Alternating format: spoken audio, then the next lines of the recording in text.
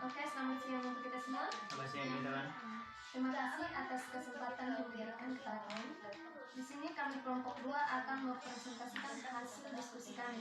Sebelum itu, izinkanlah kami untuk memperkenalkan diri. Nama lengkap saya Felix Maria Sarkongkuna, dan di sini saya sebagai moderator, dan teman saya Nama lengkap saya Anastasia Kasulina sebagai ketua. Dan nama saya Dr. Jayaka sebagai anggota. dan nama saya Dr. Pita Bulu sebagai anggota. Dan nama saya Itasin Pernama sebagai anggota. Terima kasih. Di sini kami akan mempresentasikan hasil diskusi kami yang tentang asal usul kehidupan. Di sini kami menemukan dua tokoh penggagas teori ini. Teori abiogenesis. Di sini kami menemukan dua penggagas tokoh. Penggagas tokoh yang pertama, teori abiogenesis adalah Aristoteles. Dia mengemukakan pendapat tahun 384 sampai 322 sebelum Masehi. Dia adalah seorang filosof dan tokoh ilmu pengetahuan Yunani kuno. Teori abiogenesis ini menyatakan bahwa makhluk hidup yang pertama kali menghuni bumi ini berasal dari benda mati. Sebenarnya Aristoteles mengetahui bahwa telur-telur ikan apabila menetas akan menjadi ikan yang sifatnya sama seperti induknya. Telur-telur tersebut merupakan hasil perkawinan dari induk-induk ikan. Walaupun demikian, Aristoteles berkeyakinan bahwa ada ikan yang berasal dari lumpur. Bagaimana terbentuknya makhluk hidup tersebut? Menurut penganut paham abiogenesis, makhluk hidup tersebut terjadi begitu saja atau secara spontan. Oleh sebab itu, paham atau teori abiogenesis ini disebut juga paham generasi spontan. Jadi, kalau pengertian abiogenesis dan generasi spontan kita gabungkan, maka pendapat paham tersebut adalah makhluk hidup yang pertama kali di bumi tersebut dari benda mati atau tak hidup yang terjadinya secara spontan. Misalnya, yang pertama, ikan dan katak berasal dari lumpur. Yang kedua, cacing berasal dari tanah. Dan ketiga, belatung berasal dari daging yang membusuk. Paham abiogenesis yang pertama cukup lama, yaitu semenjak zaman Yunani kuno atau ratusan tahun sebelum Masehi hingga pertengahan abad ke-17. Nama tokoh penggagas kedua, Anthony van Leeuwenhoek. Dia mengemukakan pendapat pada tahun pertengahan abad ke-17. Anton van Leeuwenhoek menemukan mikroskop sederhana yang dapat digunakan untuk mengamati benda-benda aneh yang amat kecil yang terdapat pada setetes air rendaman jerami. Oleh para pendukung paham abiogenesis, hasil pengamatan Anthony van Leeuwenhoek ini seolah-olah memperkuat pendapat mereka. Jadi, kesimpulan dari tokoh penggagas tersebut memiliki perbedaan percobaan, namun keduanya sama-sama mendukung bahwa makhluk hidup berasal dari makhluk tak hidup. Terus yang kedua, teori abiogenesis. Saya akan membacakan teori yang kedua, yaitu teori biogenesis. Nama tokoh penggagas Francisco Redi. Teori ini muncul pada tahun 1688 dalam sebuah usaha untuk bisa memperhatikan pendapatnya bahwa makhluk hidup tidak berasal dari benda mati, melainkan berasal dari makhluk hidup juga. Beliau melakukan sebuah percobaan dengan menggunakan sepotong daging yang dimasukkan dalam 3 buah labu. Labu yang pertama diisi sepotong daging, dan kemudian labu ditutup dengan rapat. Yang kedua, labu kedua juga diisi sepotong daging, kemudian labu ditutup dengan kain kasa.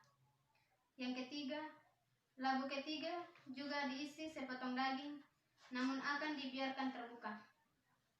Hasil percobaan tersebut menghasilkan sebuah pernyataan dari Redi bahwa jika lalat dicegah untuk tidak meletakkan telurnya pada daging, maka makhluk hidup atau belatung tidak akan muncul dari daging tersebut. Jadi menurut Redi, makhluk hidup berasal dari telur.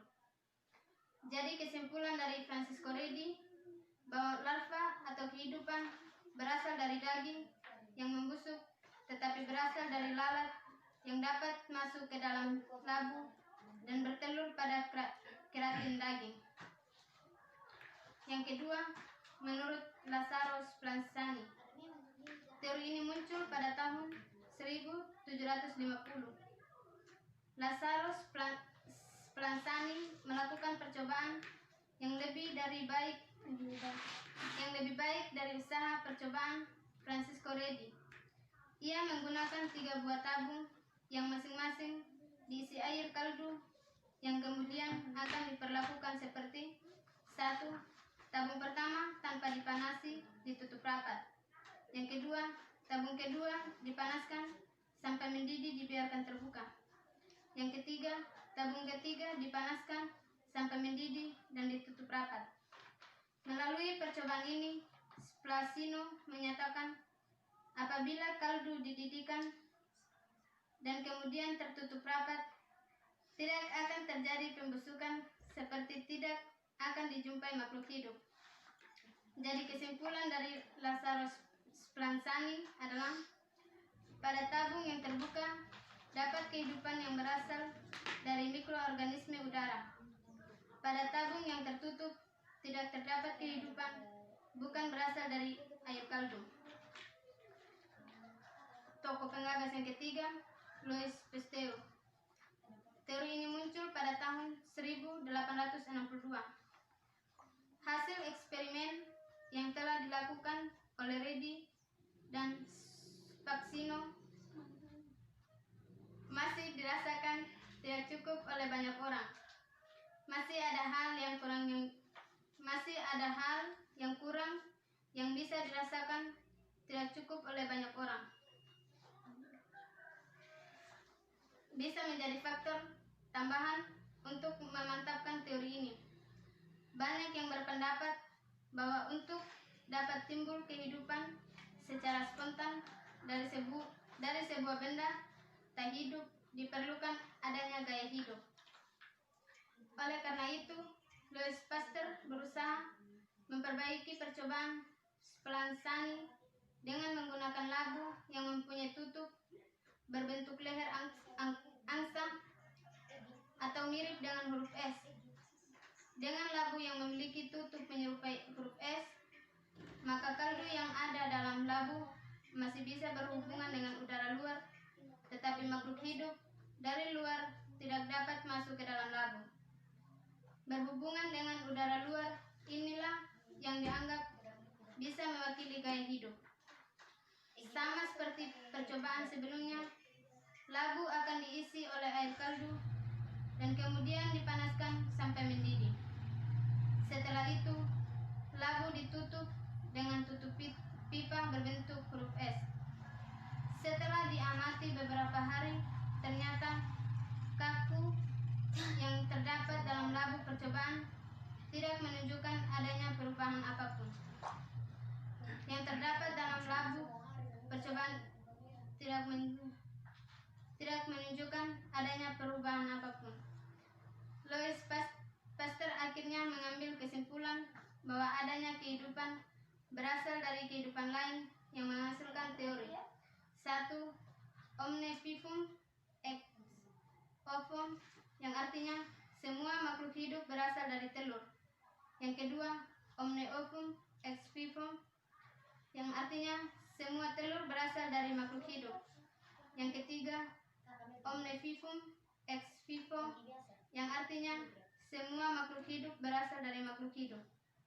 Jadi kesimpulan hasil percobaan Louis Pasteur adalah mikroorganisme yang ada pada air kaldu bukan berasal dari cairan atau benda tak hidup, melainkan dari mikroorganisme yang terdapat di udara. Mikroorganisme yang ada di udara itu masuk ke dalam labu bersama-sama dengan debu. Terima kasih. Baik, terima kasih. Saya akan membacakan tentang teori evolusi kimia. Yang pertama, teori evolusi kimia menurut Alexander Ivanovich Oparin yang berasal dari Rusia. Beliau merupakan orang pertama yang mengemukakan bahwa evolusi zat-zat kimia itu sudah terjadi sebelum kehidupan ini ada. Dalam buku yang beliau ciptakan yang berjudul The Origin of Life, disitulah dia mengatakan bahwa asal-usul kehidupan terjadi bersamaan dengan adanya evolusi terbentuknya bumi beserta atmosfer. Akan tetapi tidak mempunyai oksigen. Dengan adanya panas yang muncul dari berbagai sumber energi, kemudian zat-zat tersebut mengalami beberapa perubahan dan menjadi berbagai molekul organik sederhana. Oparin mengatakan bahwa awal mulanya atmosfer bumi ini memiliki zat-zat anorganik berupa H2 atau hidrogen, CH4 atau metana, NH3 atau amonia, dan H2O atau uap air. Kemudian zat tersebut membentuk zat-zat organik dan asam amino. Karena terdapat radiasi benda-benda angkasa serta energi listrik dari petir waktu itu.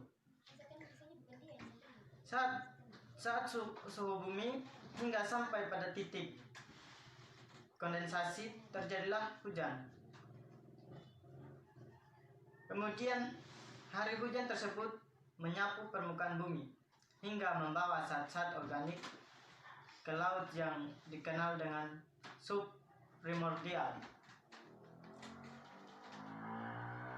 Teori yang kedua, teori evolusi kimia menurut Harold Urey, yang berasal dari Amerika Serikat pada tahun 1893. Asal-usul sebuah kehidupan menurut para ahli kimia salah satunya yaitu Harold Urey. Ini menyatakan bahwa dimulai ketika keadaan atmosfer bumi pada masa lampau yang kaya dengan senyawa anorganik seperti gas metana atau CH4, gas amonia atau NH3, uap air atau H2O, dan gas karbon dioksida C2O. Senyawa-senyawa anorganik tersebut bereaksi dengan menggunakan energi radiasi sinar dan juga aliran listrik halilintar sehingga bisa menghasilkan senyawa organik. Senyawa organik tersebut membentuk makhluk hidup sederhana bersatu serta dalam kurun waktu berjuta-juta tahun makhluk hidup tersebut membentuk sebuah jaringan dan organisme yang lebih kompleks.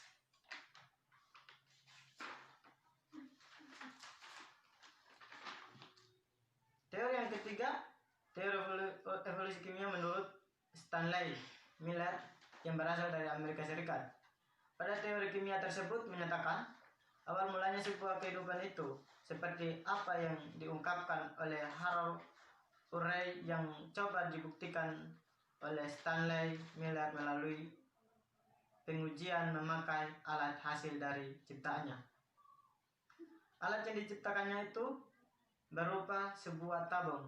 Kemudian Miller sendiri mengisi tabung tersebut dengan isian seperti amoniak, hidrogen, gas, metana, dan uap air. Setelah itu dipanaskan selama kurun waktu 1 minggu sampai gas-gas tersebut bisa bereaksi dan bercampur rata untuk menukar energi listrik dari halilintar seperti yang terjadi di atmosfer bumi pada waktu itu. Miller mengalirkan sebuah listrik sebesar 75.000 volt ke dalam alat tersebut. Selama proses pemanasan, kemudian setelah dibuka, percobaan tersebut menghasilkan asam amino, yang dimana asam tersebut merupakan zat organik yang utama. penunjang sebuah organisme hidup. Terima kasih.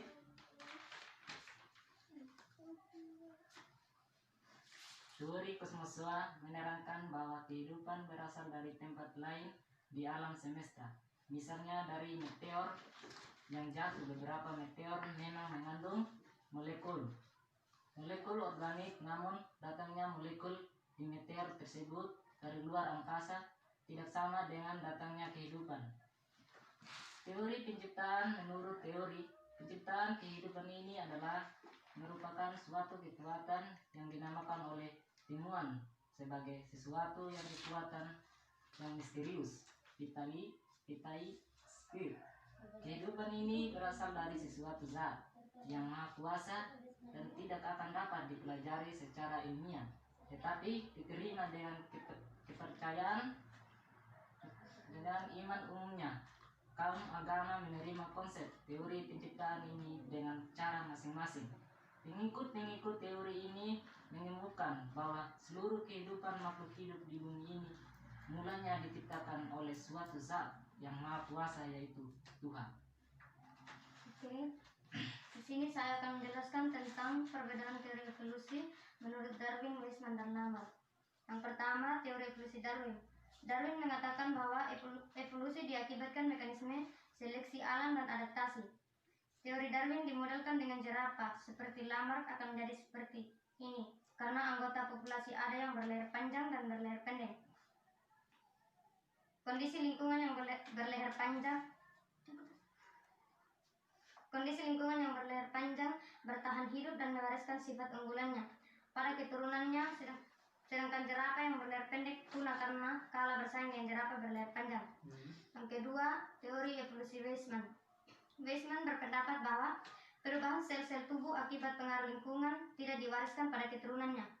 Weismann membuktikan teorinya dengan menggunakan tikus. Weismann mengawinkan 2 ekor tikus yang masing-masing ekornya telah dipotong. Kemudian anak-anak tikus yang sudah dewasa tersebut dipotong ekornya dan dikawinkan dengan sesamanya. Hasilnya tetap anak-anak tikus berekor. Weismann melakukan percobaan ini hingga 21 generasi tikus dan hasilnya tetap sama. Yang ketiga, teori evolusi Lamarck. Lamarck berpendapat bahwa makhluk hidup beradaptasi terhadap lingkungannya dengan cara menggunakan organ tubuhnya. Kemudian sifat atau fungsi organnya tersebut diwariskan kepada keturunannya. Menurut Lamarck, jerapah pada mulanya berleher pendek karena sering digunakan untuk menggapai puncak dedaunan yang semakin tinggi, maka leher jerapah menjadi semakin memanjang. Kesimpulan dari evolusi Darwin, Weismann, dan Lamarck adalah teori biogenesis adalah teori asal-usul kehidupan yang menyatakan bahwa makhluk hidup berasal dari makhluk hidup lain. Adapun para ilmuwan yang mengemukakan teori ini, Francisco Redi, Lazarus Palasani, dan Louis Pasteur, mereka melakukan pengamatan tersendiri yang lebih terencana dan terstruktur. Terima kasih. Oke, inilah hasil diskusi kami. Jadi di dalam diskusi kami ini masih banyak kekurangan. Oleh sebab itu kami mohon kritikan dari teman-teman atau ini masukan. Terima kasih. Terima kasih, itulah hasil presentasi kami. Kami akan menutup diskusi kami. Terima kasih.